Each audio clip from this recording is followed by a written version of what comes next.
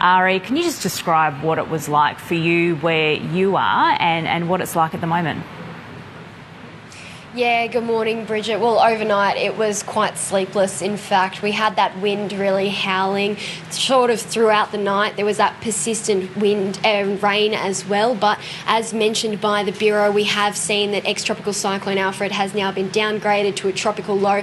And we're really feeling that already hit sort of Brisbane in particular. The rain has really picked up behind me. You can probably see behind that there's still that very much mist that's sort of been going across Brisbane. That rain is still coming in sideways, but the wind overall has really settled in the last hour or so. Now, there are, of course, those take shelter warnings that are in place for a number of communities, including Brisbane, Moreton Bay, Moreton Island, Redland Island communities, as well as the Gold Coast, and we expect to have authorities sort of update us on that throughout the morning. There is going to be a press conference with the Premier, David Crisafulli, a little bit later this morning as well to give us the most up-to-date information, but really a lot of the communities here were pretty concerned about what we were going to see over the next 24 to 48 hours. So this has sort of been the really ongoing nature of what the authorities have been telling us the last few days. Over the last 3 days, we've heard not only the Premier, but also a number of the Bureau of Meteorology